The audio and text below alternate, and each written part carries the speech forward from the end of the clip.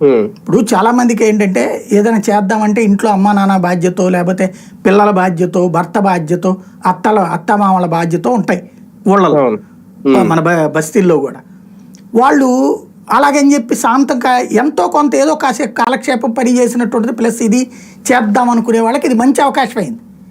5,000 రూపాయలు ప్లస్ 10 మందితో మంచి అనిపించుకోవడమే కానీ చెడు అనిపించుకోవడం ఉండదు కదా దీంట్లో అయితే.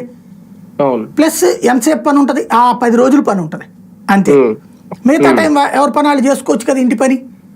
కాబట్టి అట్లా వచ్చిన వాళ్ళు మొట్టమొదట మగాళ్ళు ఎక్కువ మంది వచ్చిన తర్వాత నిదానంగా 100కి 70-80 మంది ఆడపిల్లలే ఉన్నారు. వాటి వాళ్ళకి అన్యాయం చేసినట్టే కదా, అంత మాత్రాన వాళ్ళ జీవితాలే నాశనం అయిపో. కానీ ఒకసారి ఒక రకంగా ఈ వ్యవస్థ ద్వారా ఒక సౌకర్యం, ఒక వెసులుబాటు ఈ లబ్ధిదారులందరికీ. కానీ దాన్ని కొనసాగిస్తే ఓకే, దాన్ని మేము కొనసాగించలేము, అది జగనే తప్పు, ఓకే ఇది పొలిటికల్ గా చెప్తున్న కారణం ఓపెన్ గా అందరికీ అర్థం అవుతుంది. కానీ ఇలాంటి వ్యవస్థను కంటిన్యూ చేస్తే ప్రాబ్లం ఏంటి? ఆర్థికంగా ఇబ్బందా, భరించలేనంత భారమా, లేదంటే ఒక జగన్ మార్క్ ఇంకా ఉండిపోద్ది ఇలాంటి వ్యవస్థలను కంటిన్యూ చేస్తే అని చెప్పి రాజకీయ ఉద్దేశంతో దాన్ని కంప్లీట్ గా నిర్వీర్యం చేయడమా? ఎలా చూడాలి? అందులో చాలా ఆలోచిస్తున్నారు కానీ అసలు విషయం అది కాదు. వాలంటీర్ ఎదురుగుండా ఉన్నప్పుడు ప్రభుత్వపు లోపం ఎదురుగుండా కనబడుతుంటుంది. ఇప్పుడు ఇవాళ సంక్షేమ పథకాలు సూపర్ 6 ఏమీ ఇవ్వలేదండి.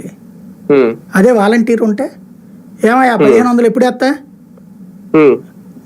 ఏమయ్యా మా పిల్లలకి ఫీజు ఎందుకు వేయలే, విద్యా దీవెన, అదేదో పాపం అతను ఇస్తున్నట్టు అతన్ని దబా ఇచ్చేవాళ్ళు వీళ్ళు.